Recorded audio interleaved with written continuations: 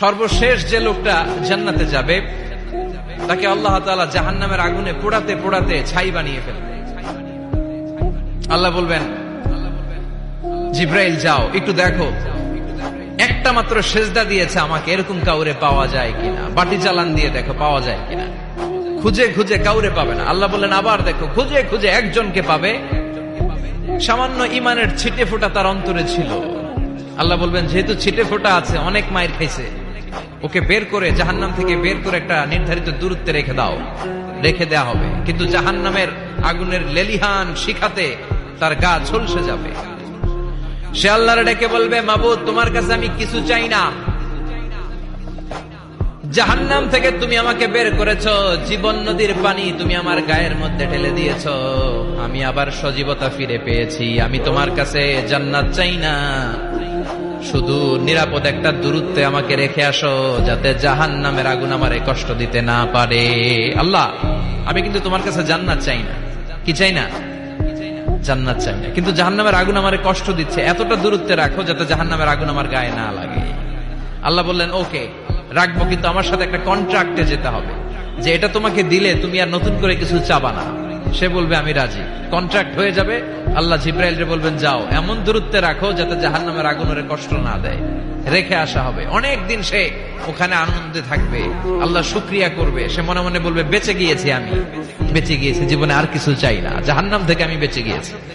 অনেকদিন থাকার পরে মনে মনে ভাববে, বাইসা তো গেছি, কিন্তু নতুন করে একটু ট্রাই করে দেখি, জাহান্নামের সৌন্দর্যের দৃশ্য একটু চোখ দিয়ে অবলোকন করা যায় কিনা। সে আল্লাহর ডেকে বলবে, আল্লাহ ইনদি সুআল, আমার একটা ফরিয়াদ আছে। কি ফরিয়াদ? আল্লাহ আগেই বলে রাখি, আমি কিন্তু জান্নাতে যেতে চাই না। আল্লাহ বলবেন, কি চাও?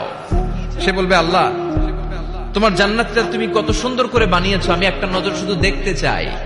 জান্নাতের দরজার সামনে নিয়ে যদি আমারে বসিয়ে রাখো, দ্যাটস ইনাফ, আর কিছু চাই না, শুধু জান্নাতের দরজার সামনে। আল্লাহ বললেন, তুই না ওয়াদা করেছিস, তুই না চুক্তি করেছিস। সে বলবে, আল্লাহ আমারে হতভাগা বানাইয়া তোমার কি লাভ? সুবহানাল্লাহ পড়েন। আমারে তুমি হতভাগা বানিও না। আল্লাহ বলে, ঠিক আছে, আবার সিগনেচার কর যে জান্নাতের দরজার সামনে বসিয়ে দিলে আর কিছু চাবি না। সে সিগনেচার করে বলে, আমি চাবো না। আল্লাহ বললেন, জিব্রাইল বেচারারে ধরে জান্নাতের গেটের সামনে বসায় দে। এবার জান্নাতের গেটের সামনে বসে বসে জান্নাতের সৌন্দর্য দেখা শুরু করবে। সুবহানাল্লাহ। এমন সৌন্দর্য যেটা চোখ দিয়ে কেউ দেখে নাই, কান দিয়ে শোনে নাই। ওই সৌন্দর্য চোখে দেখে, কান দিয়ে আওয়াজ শুনে, মাগার ভোগ করতে পারে না।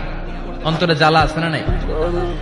এয়ার কন্ডিশনের রুমে ঢুকতে না পারলেও, এয়ার কন্ডিশনের রুমের দরজার বাইরে দাঁড়ালো, এয়ার কন্ডিশনের রুমের একটা ঠান্ডা বাতাস গায়ে লাগে না?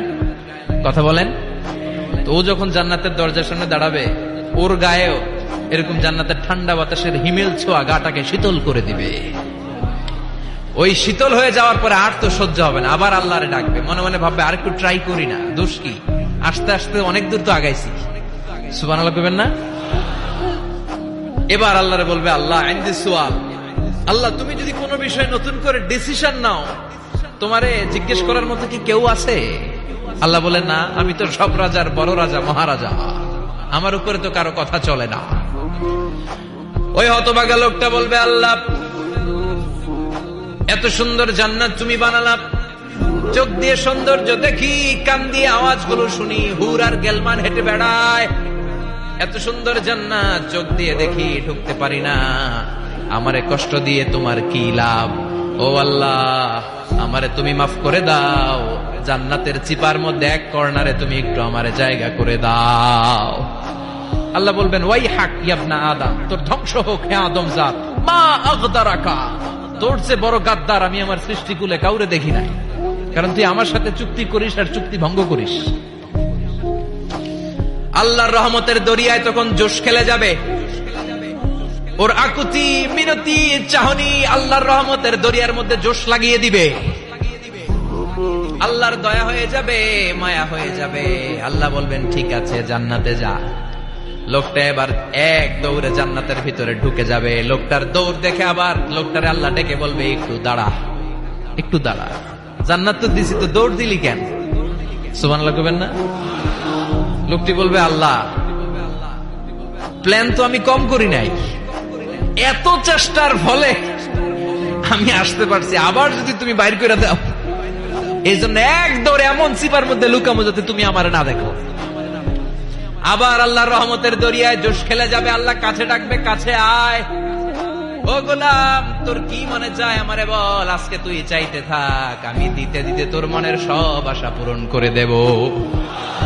লোকটা খুশি হয়ে বলবে, আল্লাহ আমারে এটা দাও, বাড়ি দাও, গাড়ি দাও, নারী দাও, এটা দাও, ওটা দাও, একের পর এক চাইতে থাকবে, আল্লাহ সব তারে দিতে থাকবে। চাইতে চাইতে লোকটার সব চাওয়া যখন শেষ, সে বলবে, আল্লাহ আর আমার চাওয়ার কিছু নাই। আল্লাহ বলেন, নো, এত তাড়াতাড়ি যে তুমি খেলা শেষ করতে পারবা না মনু, আমার সাথে তোমার এই খেলা আরো লম্বা সময় চলতে হবে, তোমার অনেক কিছু চাইতে হবে। তুই আজকে চাইতে চাইতে তোর সব চাও আমার কাছে বলবি, আর আমি দিতে দিতে তোর জীবন ধন্য করে দেব। সে আবার চাইতে শুরু করবে, আল্লাহ এটা দাও, ওটা দাও, ওটা দাও, আল্লাহ দিতে দিতে সব দিবে। এরপরে বলবে, আল্লাহ মাফও চাই, দোয়াও চাই, আর চাওয়ার কিছু নাই। আল্লাহ বলবেন, তাই ঠিক আছে, তোরে আমি জান্নাতে ঢুকাই দিলাম, তবে মনে রাখিস তোর জান্নাতটা হবে সবচেয়ে ছোট জান্নাত, আর তোর জান্নাতটা হবে এই পৃথিবীর 10 গুণ। চিল্লা এখন সুবহানাল্লাহ।